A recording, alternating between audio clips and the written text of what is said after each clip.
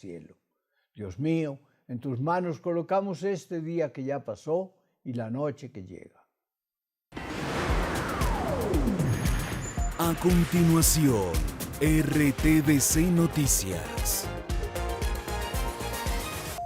Este programa es para toda la familia. No contiene escenas de sexo ni violencia. Los menores deben estar en compañía de los padres o un adulto responsable. Contiene sistema closed caption. Este programa fue financiado con recursos del Ministerio de las TIC.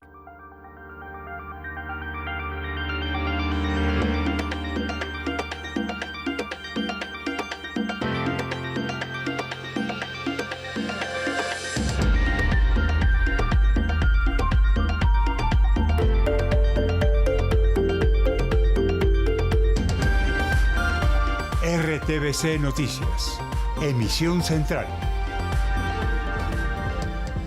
Testimonio de un sobreviviente. El patrullero que se salvó en la balacera con delincuentes relató qué ocurrió en medio de los hechos en los que fue asesinado su compañero Humberto Sabogal. Ministerio de Defensa presentó nueva estrategia para enfrentar la criminalidad en Bogotá. 1000 uniformados para cuadrantes y 500 en tareas de policía judicial. 5 años y 3 meses de cárcel a la influencer EPA Colombia por destruir Transmilenio. Le prohibieron también usar redes sociales. Informe especial. Revisamos la realidad de las cárceles en medio de la pandemia. ¿En qué está el hacinamiento y por qué siguen los delitos como extorsiones desde algunas celdas?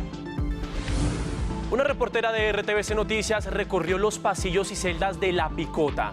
¿Cómo son las señas que usan en los patios? ¿Qué tanto funciona la resocialización? La crónica en minutos.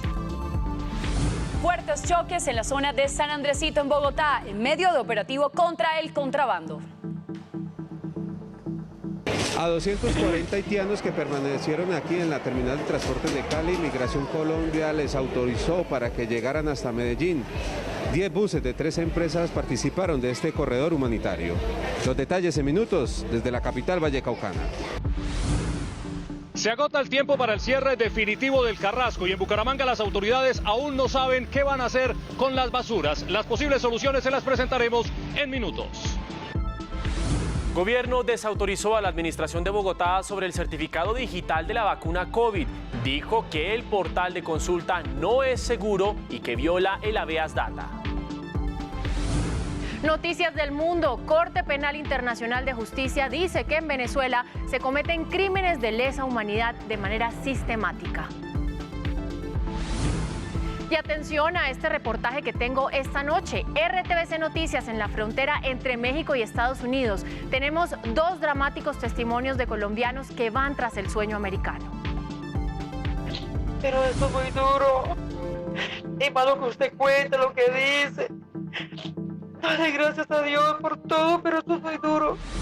Y ya está definida la triple jornada de las eliminatorias. El 2 de septiembre la selección Colombia se enfrentará a la selección de Bolivia en La Paz. 3 días después se enfrentará a la selección de Paraguay y el 9 de septiembre recibirá en Colombia a la selección chilena. Todos los detalles en la información deportiva, los espero más adelante. Y en Cultura vamos a estar hablando de Pedro Páramo de Juan Rulfo, o Juan Rulfo de Pedro Páramo. No, definitivamente Pedro Páramo de Juan Rulfo, uno de los libros más importantes de la literatura mexicana que ahora además va a tener una versión cinematográfica. Estamos muertos antes de nacer. Buenas noches.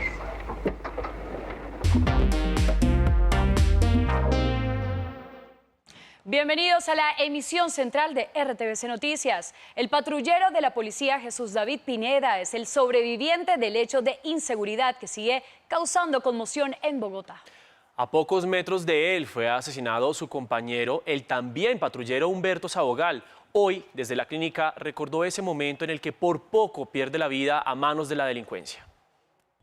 En el procedimiento de requisa rutinaria en el que fue asesinado el patrullero Humberto Sabogal Soto, de 41 años, también fue herido el patrullero Jesús David Pineda. Relató lo sucedido después de haberle solicitado los documentos a 4 ciudadanos que estaban en una esquina. El compañero le dice que nos colaboren con una requisa y apenas les dijimos eso, uno de ellos desenfunda su arma de fuego y nos amenaza y nos dice que soltemos nuestras armas.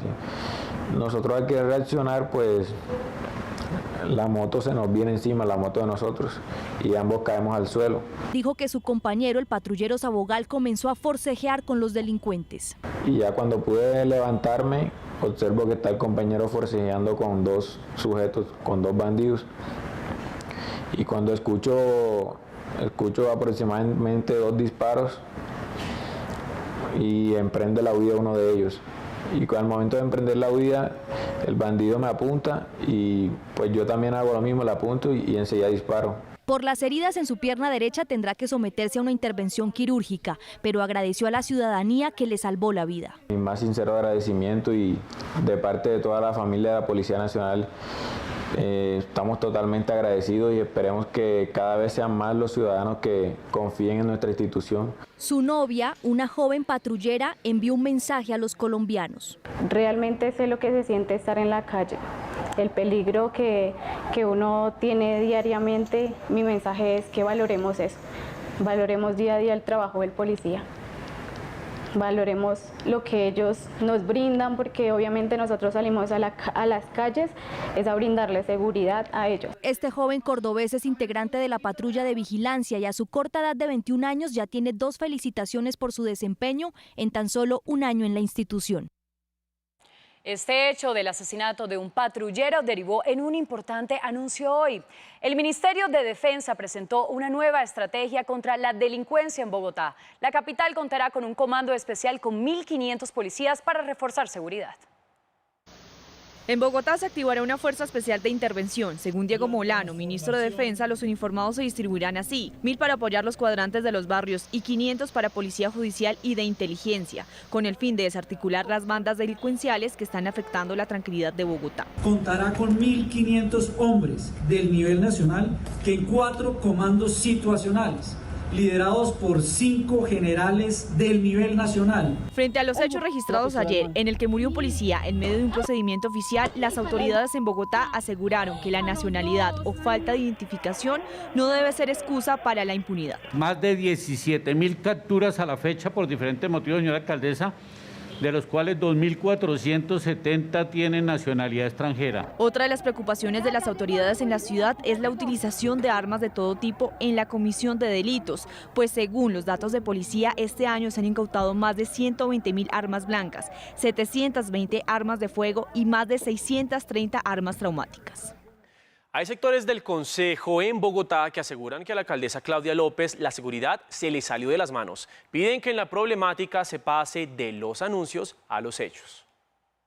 La inseguridad que vive Bogotá y el anuncio del aumento en el pie de fuerza abrieron el debate en el Consejo. Es indiscutible el desgobierno que vive la ciudad.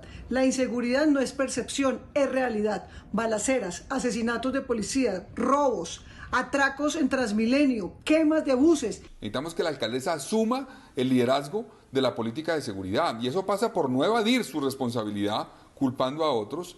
Eso pasa por no dedicarse simplemente a anuncios en medios de comunicación, sino pasa por tener capacidad de gestión, liderazgo, coordinación. El concejal Julián Espinosa considera que el aumento de policías en las calles sí es una solución oportuna. Necesitamos mejorar la infraestructura tecnológica, más cámaras de seguridad con identificación facial que nos permita dar con las personas responsables de cometer crímenes en la ciudad. Concejales coinciden en que el tema dejó de ser una percepción y se convirtió en el verdadero reto de las autoridades hoy por hoy en la ciudad. El Tribunal de Bogotá condenó a 5 años y 3 meses de cárcel a Daneidy Barrera, más conocida como EPA Colombia, que tiene una amplia popularidad en redes sociales. Pues los magistrados analizaron el caso en el que la youtuber se grabó destruyendo estaciones de Transmilenio. Los togados consideran que se configuró el delito de instigación al terrorismo. Mateo, televidentes, y es que además por tratarse de una figura pública, dice la sentencia, esta conducta pudo inducir a los seguidores para que hicieran lo mismo. Daneidy Barrera Rojas, conocida como EPA Colombia, publicó estos videos hace 2 años. La joven se grabó destruyendo el sistema Transmilenio. ¿Saben qué? El Estado tiene que invertir millones de los que nos roban a nosotros para recuperar todo lo que estamos dañando.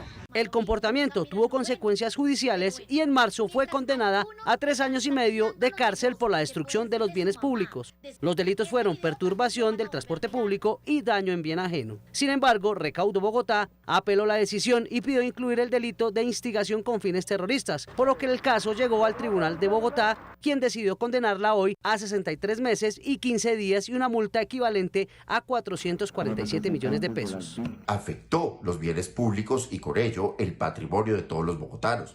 En segundo lugar, invitó, siendo una persona con amplia capacidad de convocatoria, a que otras personas hicieran lo mismo. Según la decisión de los magistrados, hubo un alto nivel de peligrosidad justamente por el reconocimiento que tienen las redes sociales y por lo que tampoco podrá utilizarlas.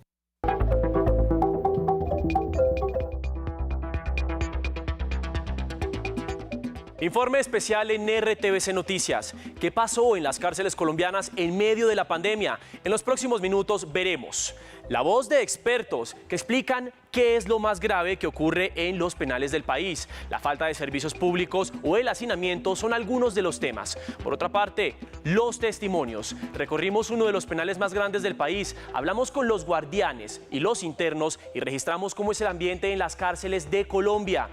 Y el debate. Consultamos voces en torno a un tema que siempre está sobre la mesa, que es necesario, más cárceles o más educación. Iniciamos.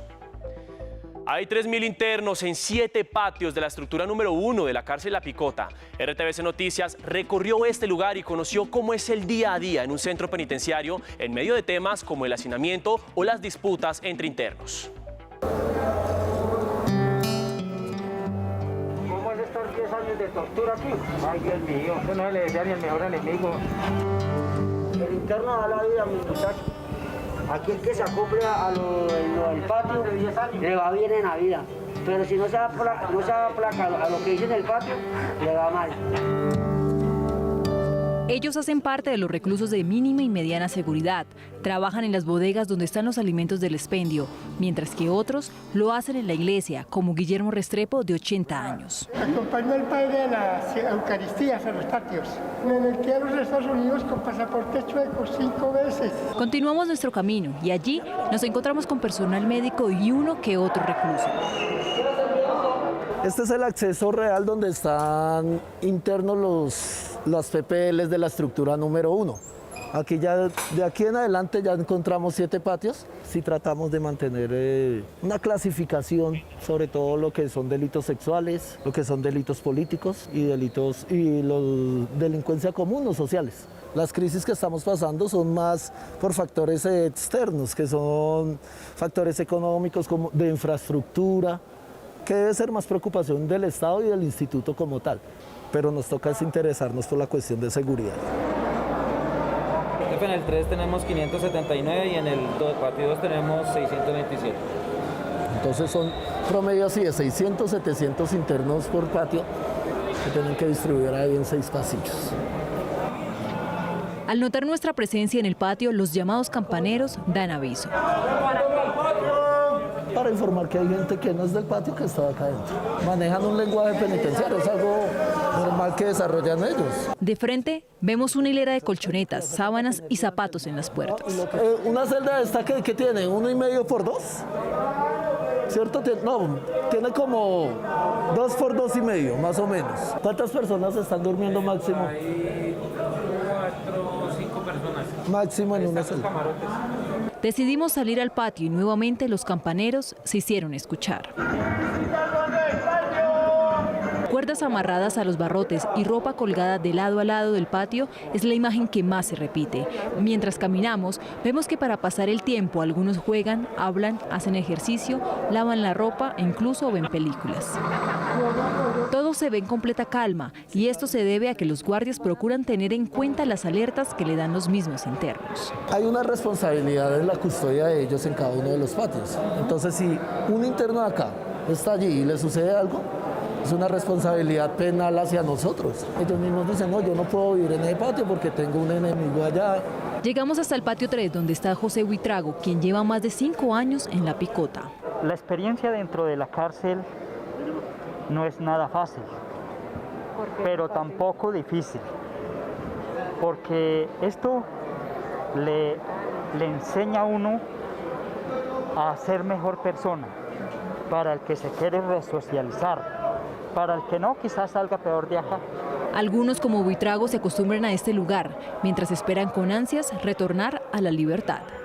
Continuamos con nuestro informe especial y vamos a revisar inmediatamente cifras en cuanto a género y delitos. Les contamos que por hurto hay actualmente 36.305 hombres en las cárceles del país por cometer este tipo de delito, mientras que son 2.734 las mujeres. Por homicidios, actualmente hay 33.348 hombres tras las rejas por este delito y mujeres 1.805. Fabricación y porte de armas. En las cárceles hay 30.579 hombres, mientras que las mujeres que se han visto inmersas en esto son 7.903. Y quiero invitar inmediatamente a la reportera que hizo este trabajo, Lisa Díaz. Lisa, muy buenas noches. Muy buenas noches, Mateo, y a todos los televidentes. Bien, usted además del recorrido, pues habló con expertos sobre los temas y los problemas de mayor atención en las cárceles. ¿Qué le dijeron? Bueno, Mateo, hay temas de urgente atención como la salud, el hacinamiento y la seguridad. Revisamos también en qué van los proyectos de construcción de las cárceles, cómo va la de Magdalena, que tiene una capacidad de 3.500 personas y que debe estar lista el año entrante. Colombia es el tercer país con mayor población carcelaria en Sudamérica. Actualmente hay 97.272 privados de la libertad en 132 cárceles del país. Es decir, existe una sobrepoblación de 15.748 internos. Las condiciones de habitabilidad no son las mejores. En la gran mayoría de establecimientos carcelarios hay deficiencia o no hay agua, hay escasez de agua. Actualmente el hacinamiento en el país es de un 19,32%. Esto evidencia una importante disminución en comparación al año 2020, que se registró un 54%. Sin embargo, es una cifra que no deja de preocupar. El problema de la crisis carcelaria se debe a la insostenibilidad de la política criminal. Es decir, una política criminal que encarcela a más personas de las que el Estado puede mantener en condiciones dignas de reclusión, debido a que usa de manera excesiva el encarcelamiento. Por lo tanto, una de las estrategias del gobierno nacional es la construcción de más cárceles e igualmente la ampliación dentro de algunos establecimientos. Es así como tuvimos 175 cupos más en el establecimiento regional de Ipiales, 575 más en el establecimiento regional de Girón. Adicional a esto, el establecimiento carcelario de San Ángel en el departamento del Magdalena avanza en un 52%. A futuro albergará 3.500 personas privadas de la libertad. En cuanto al tema de la salud, el COVID-19 se convirtió en una bomba de tiempo y dejó al descubierto la violación de este derecho, según la Cruz Roja Internacional. El hecho de estar privado o sentenciado no quita de otros derechos, tales como el acceso a los servicios de salud, la educación, el trabajo, etcétera, ¿no? Cabe señalar que el gobierno expidió al inicio de la pandemia el decreto 546, que permitió que las personas con mayor vulnerabilidad cumplieran con sus penas en casa por cárcel, con el fin de frenar los contagios. Otro tema que se ha convertido en un problema son los elementos prohibidos. Infortunadamente, tengo que decirlo, se han judicializado funcionarios que se han encontrado ingresando estos elementos. Este es un operativo de requisa normal en las cárceles. Vean cómo una fisura aparentemente menor en un muro es un escondite para un celular que casi siempre es usado en casos de extorsión desde las cárceles, uno de los delitos más comunes. Lisa, hay una pregunta que la gente se hace. ¿Las cárceles son universidades del delito o la gente sí se rehabilita? ¿Usted qué fue lo que encontró? Mateo, los propios internos reconocen que hay quienes ingresan a una cárcel y salen siendo peores, pero también encontramos casos de quienes luchan por recuperarse de adicciones y retoman el camino. En el sur de la ciudad de Bogotá está ubicada la cárcel La Picota. A lo lejos se observa el edificio Herón, donde permanecen recluidos 3.200 internos. El centro carcelario está volviendo a recibir alrededor de 30 a 60 personas por día. Antes de ingresar, vemos algunos curiosos. Un caballo. Es un sello visible que se utiliza para el control de ingreso y salida. La dragoniante Lady lleva 10 años en el IMPEC y es la encargada de la comunidad terapéutica. Es un patio diferente, es un patio en el cual no solo se trabaja la parte de resocialización, sino de rehabilitación de drogas. De parte de ellos siempre hay una protección hacia mí, siempre hay un detalle, pero sin dejar de lado el respeto del uniforme, del rango. Él es John, allí lo conocen como Punk, ya completa 6 años de su condena. El principio es duro porque le da una ansiedad de la droga, ansiedad de pelear, de tener problemas también porque pues uno no tapaba los vacíos con droga y se desespera uno también sin consumir, entonces me hacía paliar de los dragoneantes porque no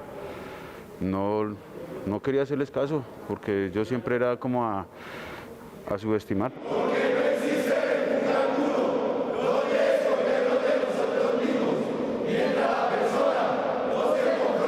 Después de mostrarnos sus tatuajes y contarnos el significado de cada uno, decide hacernos una invitación. Pues si queremos una vuelta en la celda, para que se... ¿Sí? Vamos a ver. Estos son los trabajos que hacen los pelados como... La misión. Las maticas, ella no... Eso sí van a estar todo desordenado. No mentiras. Al ingresar a su celda observamos algunos dibujos, pero en especial su motivo de vida. Ella es mi hija.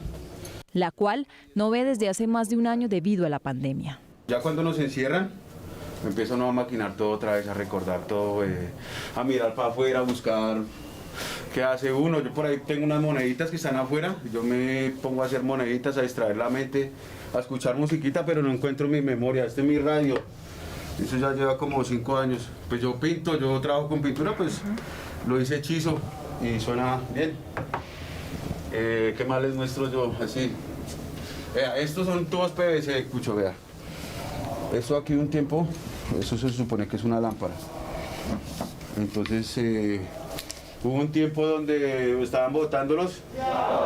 Nos enseñaron abajo a hacerla, esto es tallado, a hacerla con cautín, pero entonces nosotros a mano lo hacíamos, los pelados también. Estando en su celda recuerda que al estar en otro patio debía aguantar ronquidos, malos olores e incluso compartir el lugar donde dormía.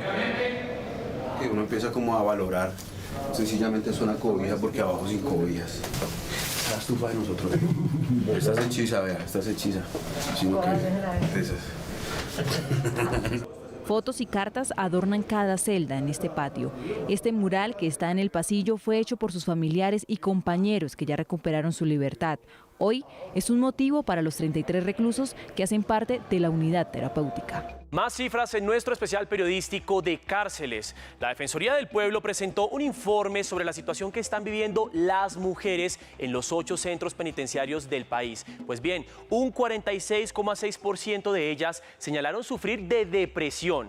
Por otra parte, el 26% manifestó ser adictas a alguna sustancia psicoactiva y un 20% padece de trastornos de bipolaridad.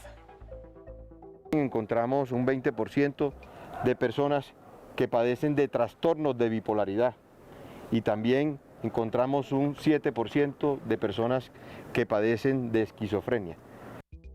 Este tema ha sido tendencia en redes sociales con el numeral Hacinamiento Carcelario es. Desde muy temprano, Señal de la Mañana de Radio Nacional hizo un recorrido por los centros de reclusión y habló con expertos en el tema.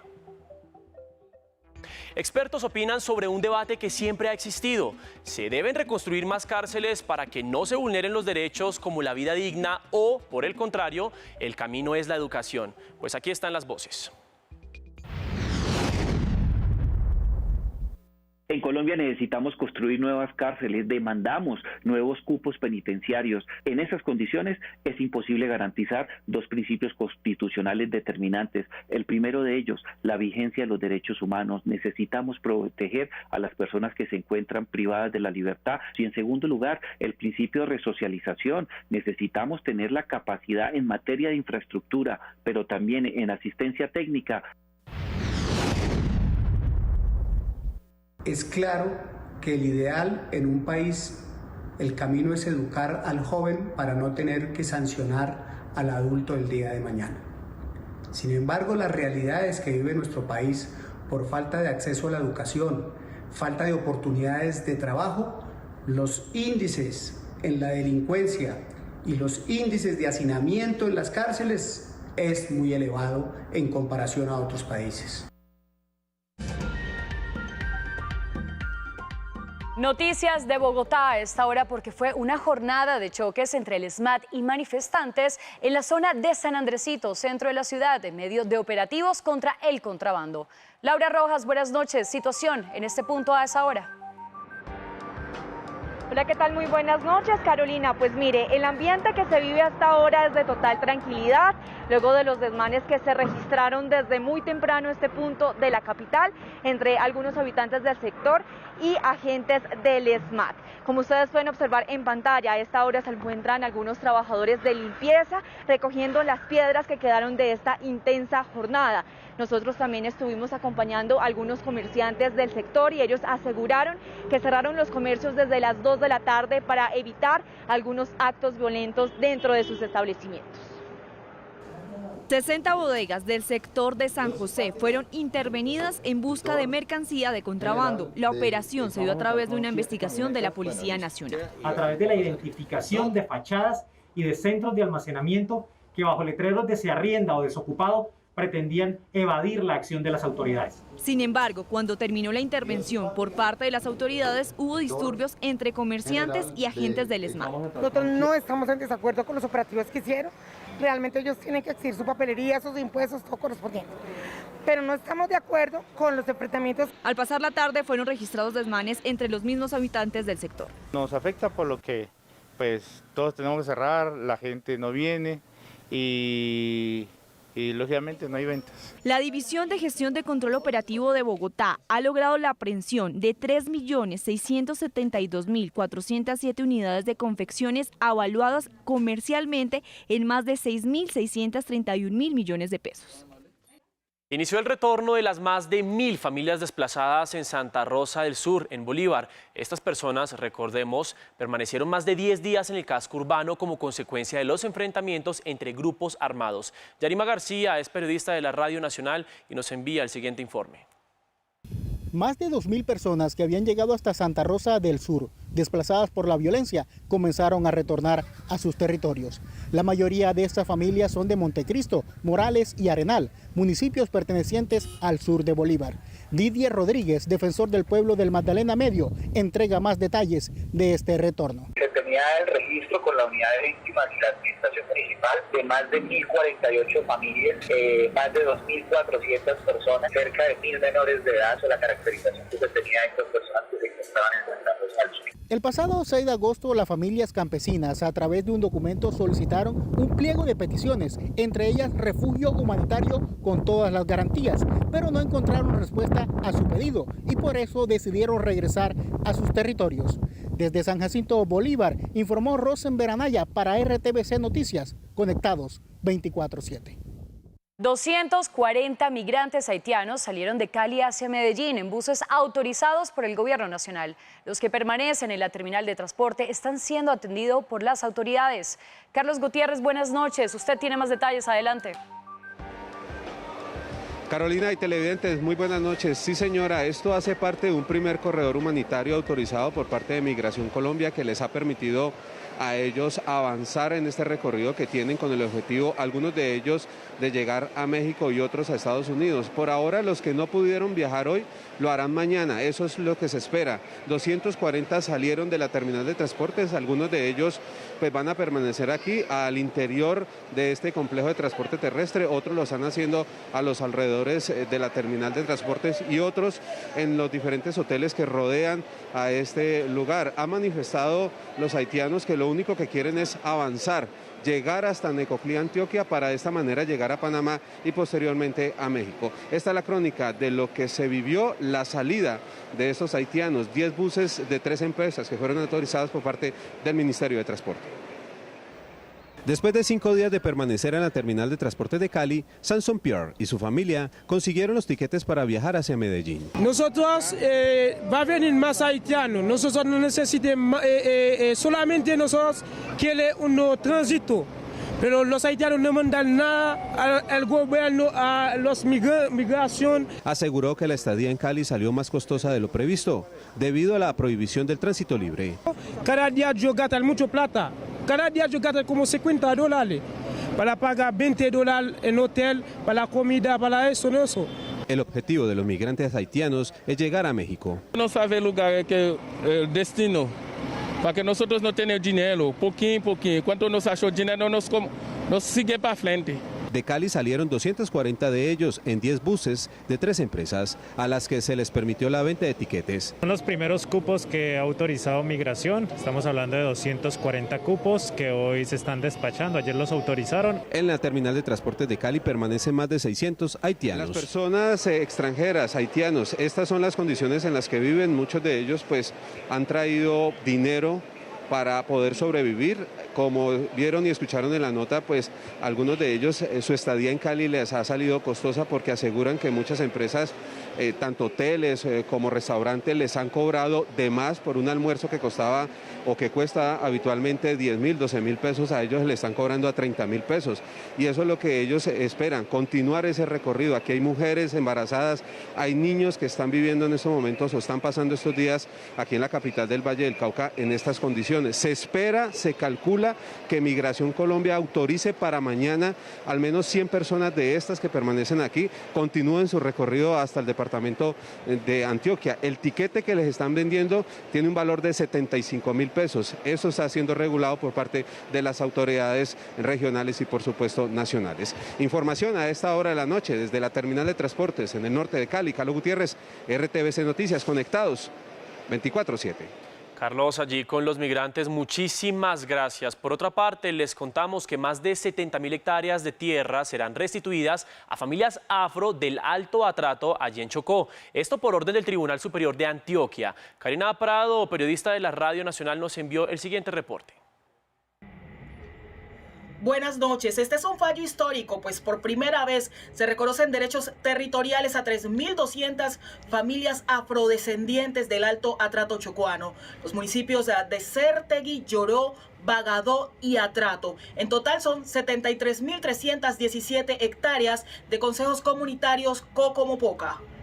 Gracias al trabajo conjunto adelantado entre las comunidades afros y la Unidad de Restitución de Tierras y las evidencias que pudimos darle al juez de sus afectaciones territoriales en el marco del conflicto armado, podemos hoy contar con este fallo de restitución que nos va a permitir restituir 73.317 hectáreas a 3.200 familias. Este fallo reconoce los derechos territoriales que ya habían sido reconocidos por el INCODER en el 2011 de 43 organizaciones afrodescendientes que conforman el Consejo Comunitario Cocomopoca. Desde Quibdó, en el departamento del Chocó, Karina Prado Rivas, Radio Nacional de Colombia y RTVC Noticias, conectados 24/7. Y es momento para revisar las cifras de vacunación. En Colombia se han aplicado 31.149.291 dosis. 13.504.623 personas tienen su esquema completo de vacunación y las dosis día es de 265.552. El gobierno desautorizó a la administración de Claudia López, que lanzó una plataforma para descargar el certificado de vacunación digital. Considera el Ministerio de Salud que no hay seguridad ni protección de la información de los usuarios. No solo es una desautorización el anuncio que había hecho el distrito horas antes, el gobierno hizo además una advertencia sobre los riesgos de seguridad y las posibles violaciones a datos personales. Pues lo que le hemos solicitado es que de manera muy rápida las corrijan, si las logran resolver de manera en tiempo real pues sería clave, si no yo sí creo que deberían hacer un proceso de suspensión. El ministro de Salud explicó que la única entidad responsable de emitir el carnet de vacunación físico y digital sin ningún tipo de restricción es Minsalud. Anunció también que ya está lista la plataforma, pero se están ultimando detalles. El anuncio de Bogotá explicaba que a través del portal www.saludcapital.gov.co era posible consultar no solo el certificado de vacunación por COVID-19 y la historia clínica de inmunización con otros virus. Es muy importante que esta aplicación no sea inviolable, si no tenga posibilidad de que se comparta información que no es sensible. La Secretaría de Salud de Bogotá manifestó no haber tenido conversación aún con el ministerio frente al tema. Y ahora vamos con las cifras de la pandemia. Hoy se reportan 4.272 casos nuevos de COVID-19. Fallecidos lamentablemente 144 personas. Y el total de casos activos es de 44.128. Y Colombia avanza en las negociaciones de terceras dosis que se espera estén disponibles finalizando este año. El gobierno, sin embargo, no descarta riesgos después de la revelación de los contratos con las farmacéuticas. Esto nos genera inconvenientes de cara a la negociación de las terceras dosis, porque como estos son temas que tienen temas de precios, temas de tiempos, pues puede afectar.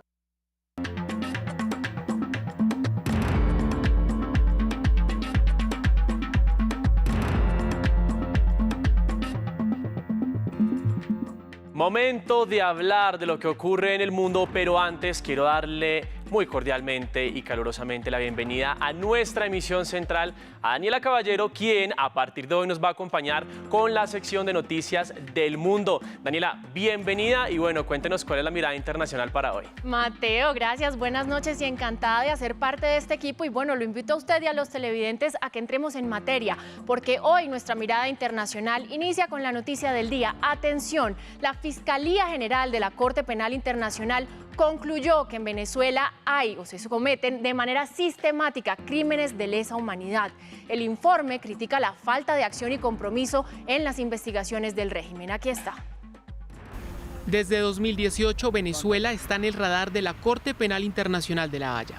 Hechos ocurridos durante las manifestaciones contra Nicolás Maduro que se dieron un año atrás motivaron a la instancia a abrir un examen preliminar sobre ese país. Hoy la saliente fiscal del organismo Fatou Bensouda concluye en un informe que crímenes de lesa humanidad, dentro de los que incluye tortura, violencia sexual y persecución por motivos políticos, fueron ejercidos por efectivos de las Fuerzas Armadas y personas progubernamentales en ese entonces, advirtiendo la necesidad de investigarlos y que al ser revisados ameritan un proceso en la Corte. El informe es claro en señalar como ejecutores de los crímenes a la policía, el Servicio Nacional de Inteligencia Bolivariana, Fuerzas Especiales, entre otras. Corresponde a Karim Khan, entrante fiscal, la apertura de investigación formal que no requiere visto bueno de jueces al ser presentada desde hace 4 años por Chile, Paraguay, Colombia, Perú, Argentina y Canadá.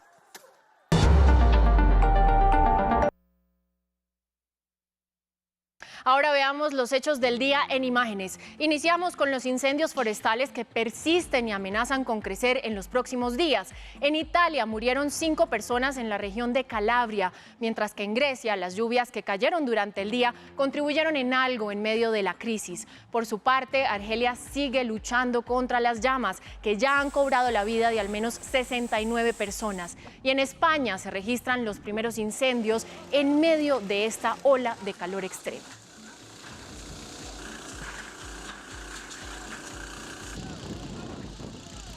Y es que las consecuencias del cambio climático son diversas, pero todas igual de graves. Las altas temperaturas en Italia afectan lugares como este, el que vamos a ver, que es el glaciar Plain-Pincieux, ubicado en la ladera del Monte Blanco. El deshielo podría acelerarse, no solo representando una gran pérdida en términos medioambientales, sino también una amenaza para el valle que se extiende en las faldas del monte y las poblaciones que viven en la zona.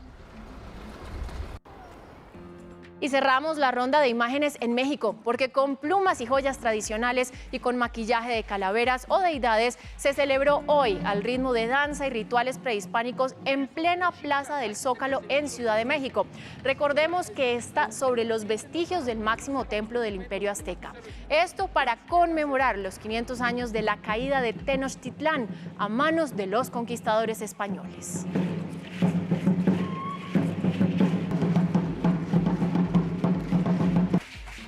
Y más adelante les tengo las voces de los migrantes en la frontera entre Estados Unidos y México. Por ahora, Vanessa con los deportes. Adelante, Vanessa.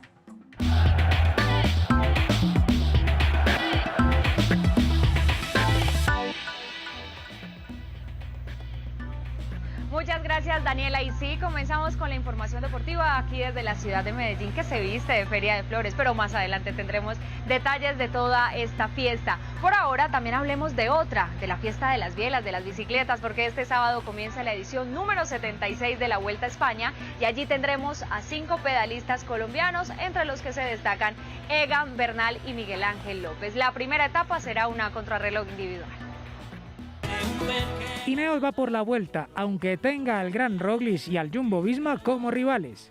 Y también, aunque sea la primera vez para Egan Bernal. Sí, es verdad, a ver, después del Giro con el COVID y todo esto, La verdad que no fue la mejor preparación, pero igual estoy acá con muchas ganas, espero hacerlo bien, dar alegrías y nada, tratar de disfrutar al máximo la carrera. Va a ser mi primera vuelta a España, así que espero tener buenos recuerdos de esta. Son los archifavoritos. Tienen al campeón olímpico y al ganador del Giro. Y la carretera irá definiendo a quién hay que apoyar. El tener un buen equipo así de fuerte es bueno de cara a la estrategia de la carrera y nada, yo estoy contento y yo creo que tenemos un buen equipo y esperamos hacerlo bien. Los locales del Movistar con Herbiti más y la carta local Valverde no quieren dejar pasar la oportunidad.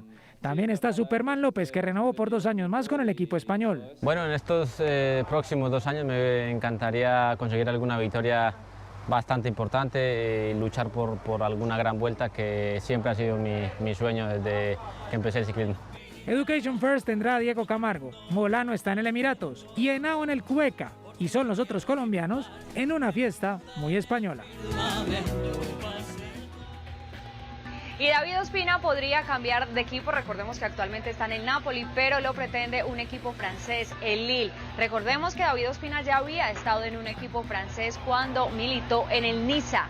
Pero bueno, estas son algunas de las intenciones del equipo galo después de la buena actuación del jugador colombiano en la Copa América. Además serían unos buenos aires para él y poder tener más titularidad. Hay otros goleros también muy interesados, o bueno, que el equipo francés está interesado. Vamos a ver cómo se define la situación de David Ospina y cuál será su próximo rumbo.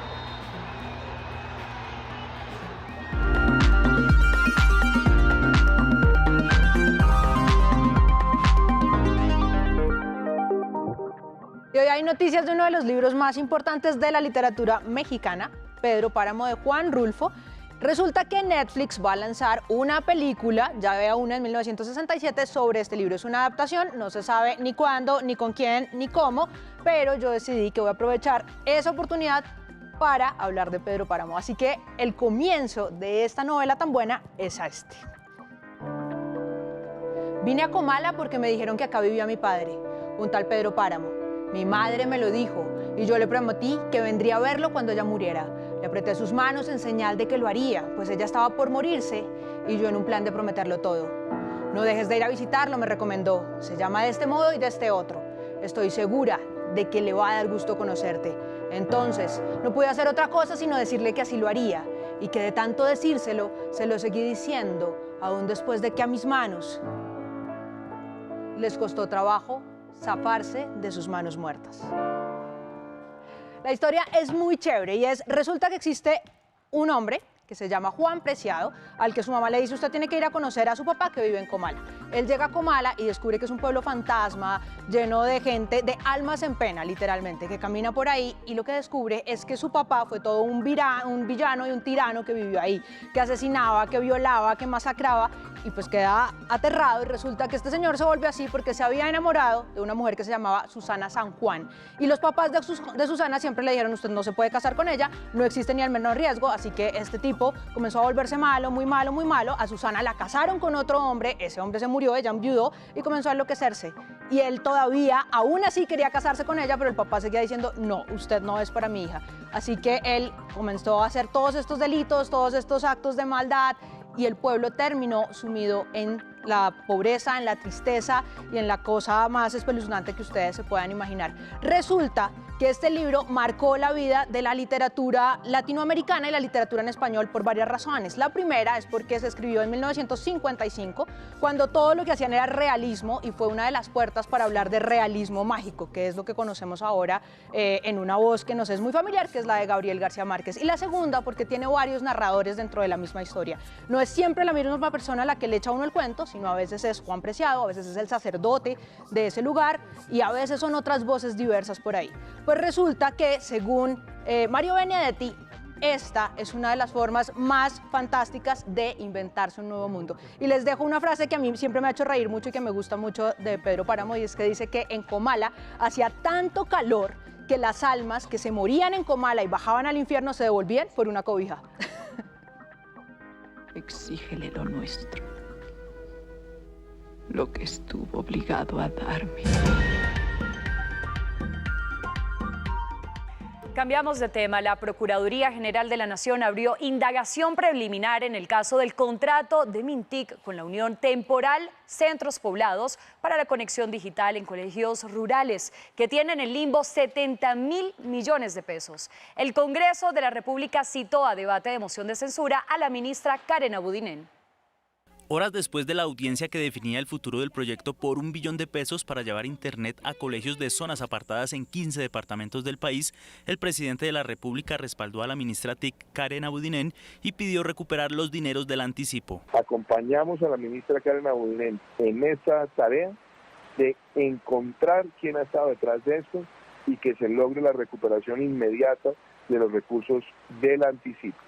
Pero su talante de ser una mujer entera, certera y transparente, lo acompañamos nosotros y lo acompañamos como equipo de gobierno para que aquí quede totalmente develado qué es lo que hay detrás de esta operación. Se trata del contrato por 1,07 billones de pesos otorgado a Unión Temporal Centros Poblados. Hace 2 semanas, el Banco Itaú denunció la falsedad de las garantías y pólizas de ese convenio para el que ya había sido entregado un anticipo de 70.000 millones de pesos.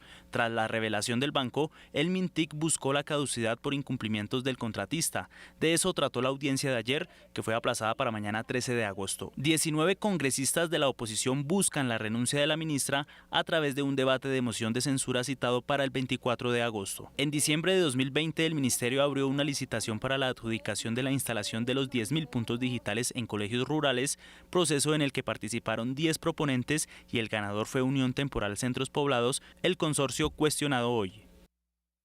Y en las últimas horas se firmó lo que fue calificado como el negocio del año. Ecopetrol será la nueva socia mayoritaria de ISA. El gobierno explicó el alcance del acuerdo de compra-venta por parte de la petrolera a la nación. Tras 2 años de negociación, Ecopetrol será la dueña del 51,4% de ISA, gracias a la compra de todas las acciones de la empresa de energía que le pertenecían al gobierno nacional. Esta es la operación más importante en la historia económica de nuestro país, porque está preparando un país hacia el futuro, hacia la transición energética, hacia el cambio climático. La petrolera le pagará un precio de 25.000 pesos por acción a la nación. En total, al país le entrarán 14,2 billones de pesos. Es una operación muy importante, porque con los recursos que se recogen se va a atender necesidades de inversión en infraestructura, inversión de reactivación económica. De esta manera, la nación recibirá recursos que no tiene y seguirá siendo dueña mayoritaria de ISA a través de Ecopetrol, de la cual posee el 88,49%. Esta empresa sigue siendo parte de los colombianos, nos da una gran tranquilidad. La diversificación, que miremos otras fuentes de energía, como por ejemplo el hidrógeno, la descarbonización, donde venimos avanzando en la utilización de energías renovables o en ese compromiso para tener 0 emisiones netas de carbono al año 2050. Ecopetrol recurrirá a préstamos para pagar y el gobierno espera recibir el 100% del dinero antes de que finalice el año.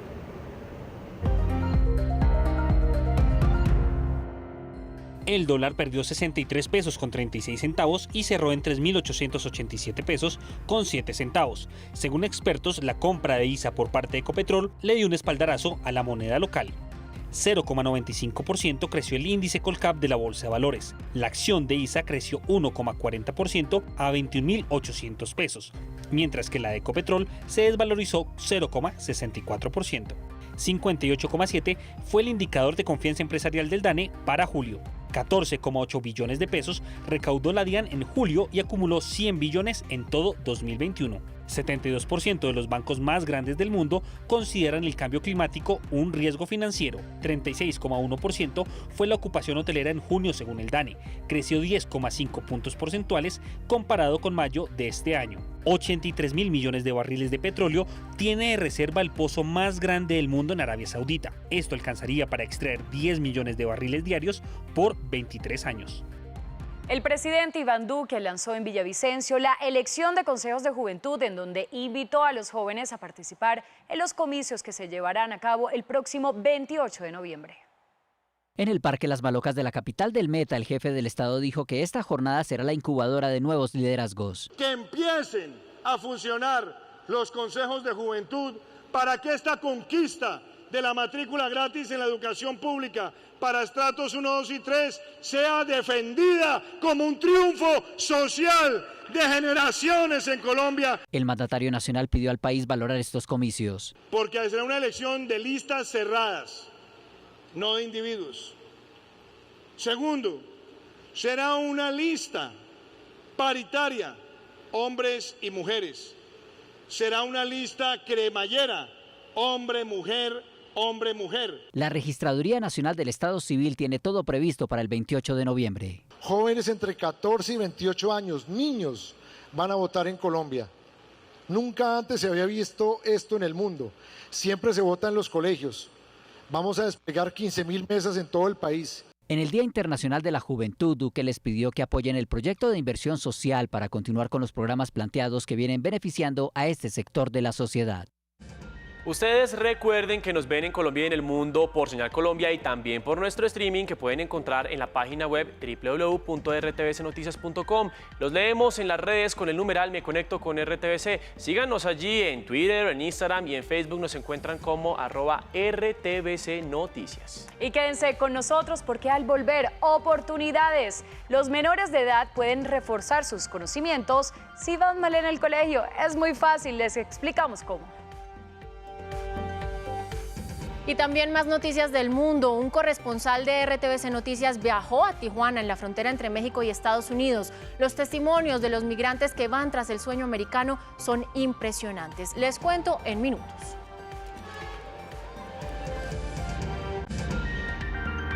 Ya regresamos con más información en RTVC Noticias.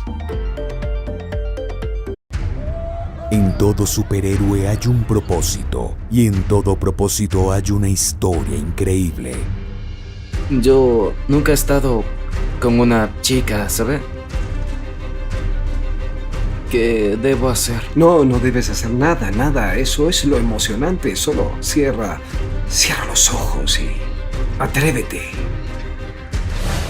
Pase lo que pase, no te pierdas hoy Muerte de un superhéroe. 365 películas que debes ver antes de dormir. En cine nos vemos 10 de la noche. Por Señal Colombia. Un gurú de la publicidad colombiana con ideas que valen oro. En Conectados con Álvaro García, Juan Carlos Ortiz, con su mini documental Detrás del 20 de julio. Este lunes festivo 16 de agosto a las 7:30 de la noche. Por Señal Colombia.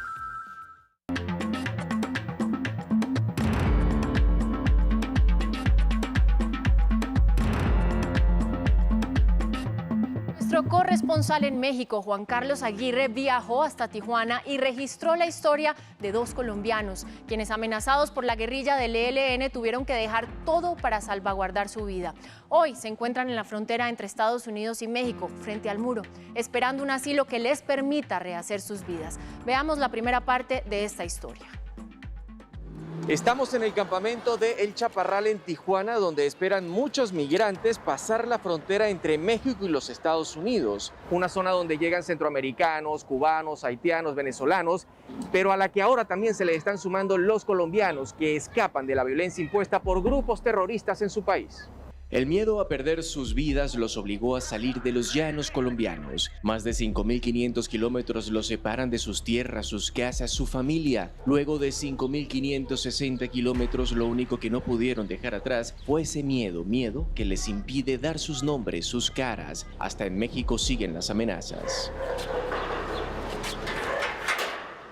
Quedarnos en nuestro país era tal vez a esta fecha estar muertos o estar secuestrados o en el peor de los casos que me hubiesen cogido, violado, torturado, como era lo que ellos nos habían dicho que iban a hacer conmigo. Su delito, no pagar una deuda de vacuna ajena. Carlos trabajaba en la construcción, a su lado acribillaron de 15 disparos a su compañero de campo. El próximo sería él y aunque logró escapar del ELN, a los meses fue retenido, lo llevaron hasta la frontera con Venezuela.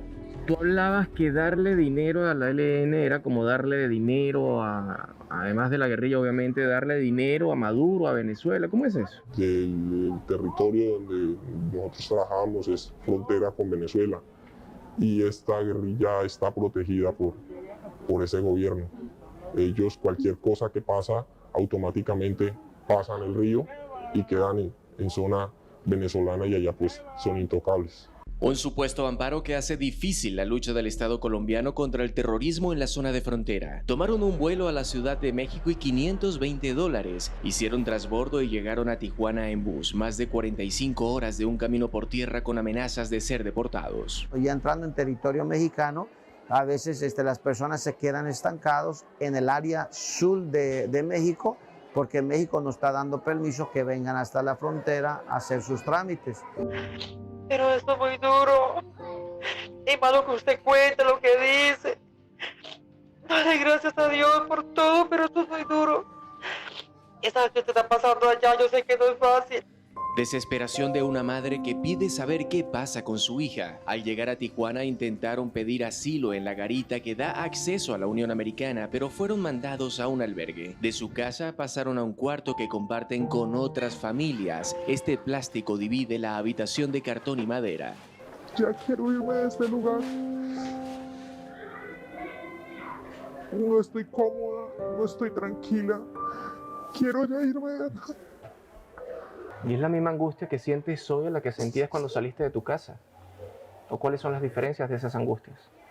Aquí tenemos la paz de pronto de que no nos van a encontrar, pero al menos sabíamos que estábamos en el mismo país y en cualquier momento yo podía ver mis hijos, estaba con ellos. Acá no los tengo.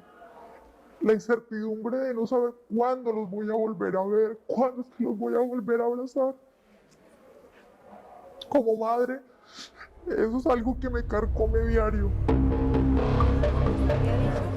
En una próxima entrega les mostraremos cómo viven estos dos colombianos en una de las fronteras más peligrosas del mundo.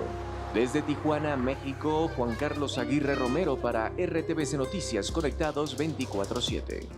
Difícil y angustiante situación la que viven estos colombianos, y mañana aquí en esta emisión les tendremos la segunda parte de esta historia. Y sigue la incertidumbre política en Haití. La jornada electoral presidencial quedó para el próximo 7 de noviembre y no en septiembre como estaba previsto. Por otro lado, las investigaciones del magnicidio del presidente Jovenel Moïse están estancadas. En el país también está pendiente la elección del legislativo, que será vía referendo, además de una reforma constitucional. Y la crisis en Afganistán se agudiza con el paso de los días. El grupo talibán se apoderó hoy de 3 nuevas capitales provinciales, para un total de 13 en apenas una semana. Ante la grave situación, Estados Unidos anunció que enviará 3.000 soldados para retirar al personal de su embajada en Kabul, mientras que Reino Unido enviará 600 efectivos para el mismo fin. En la Unión Europea amenazó con aislar a los talibanes si se toman el poder.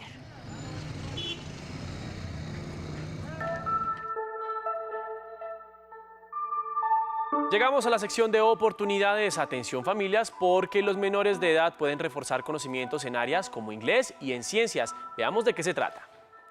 En oportunidades para que estudiantes de primaria y bachillerato refuercen conocimientos en inglés y ciencias básicas, vaya a la página www.tutotic.go.co. Allí encontrará toda la información del programa. Luego deberá dar clic sobre la opción Agenda aquí tu tutoría, en donde le aparecerá un formulario el cual debe completar. La plataforma está dirigida para niñas, niños y jóvenes acompañados por un familiar o acudiente. Se afianzarán áreas como matemáticas, ciencias y lenguaje. Los estudiantes o acudientes deben estar pendientes de la confirmación de la tutoría. Estas pueden solicitarse desde las 6 a.m. hasta las 9 p.m. y agendarse con un plazo mínimo de 24 horas en los días disponibles. Recuerde que si quiere seguir informado 24/7, nos encuentra en todas nuestras redes sociales como RTVC Noticias.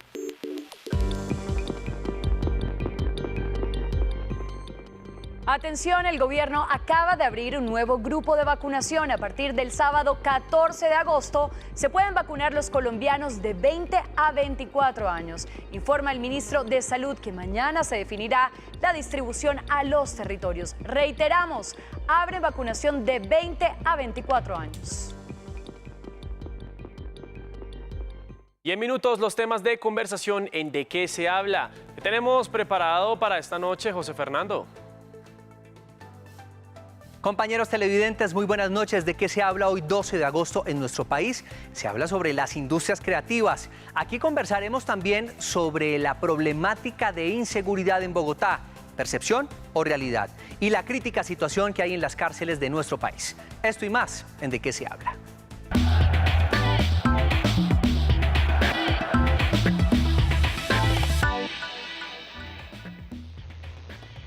Y ya quedaron definidas las fechas de la triple jornada de eliminatorias. Colombia tendrá 3 partidos en una semana en el mes de septiembre. Hoy se terminó el morfociclo y el técnico sacó conclusiones. Para Rueda el morfociclo fue muy satisfactorio de cara a los 3 partidos. 2 de septiembre contra Bolivia, 5 de septiembre visitando a Paraguay y 9 de septiembre recibiendo a Chile. Creo que una buena inversión para el futuro inmediato. La convocatoria seguramente va a tener muchas complicaciones porque los jugadores llegarán sin ritmo. Los que jueguen, los que sean titulares, llegarán con 1 o 2 juegos y los tiempos que hayan realizado en partidos amistosos, que no es lo mismo. Además de las restricciones que Europa está imponiendo para los viajeros de Sudamérica por el COVID. Colombia fue señalada por España y no sabemos qué va a pasar también con los otros países este fin de mes. Los futbolistas con más ritmo serán los de las ligas colombiana, mexicana y argentina. Quizá por urgencia, esta vez la mayoría de convocados sean los que juegan cerca y la minoría sean los que están en Europa.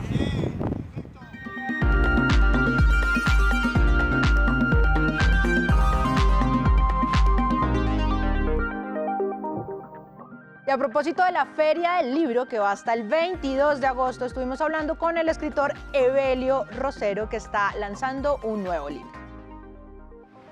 El escritor colombiano Evelio Rosero regresa a la novela y lo hace con una costumbre que ya tenían otros de sus libros, los rasgos históricos. Esta vez cercano con el tiempo, porque aborda temas cotidianos como la infancia, la memoria y la violencia. En estas páginas reconstruye la Bogotá de hace 4 décadas. Casa de Furia está ubicada en Bogotá en los años 70, en un barrio de clase media alta. El magistrado Nacho Caicedo, su mujer, sus 6 hijas celebran el aniversario de boda. Son invitados los parientes, los amigos de los amigos, incluso los funcionarios del Ministerio de Justicia. Esta novela propone un mundo en el que cada personaje tiene su propia historia, como en el siguiente fragmento que enaltece la virtud de los hermanos Hurtado. Los gemelos Celio y Cabeto Hurtado, profesores de ciencias, saltaron a la palestra. Resultó que eran imitadores de animales. Cada graznido, cada bufido fueron identificados a gritos por los invitados. Con 63 años, el escritor y periodista colombiano llega a su publicación número 37, entre novelas, cuentos, poesía, literatura infantil y juvenil. RTVC Noticias, emisión central. Este programa es para toda la familia. No contiene escenas de sexo ni violencia. Los menores deben estar en compañía de los padres o un adulto responsable. Contiene sistema closed caption. Este programa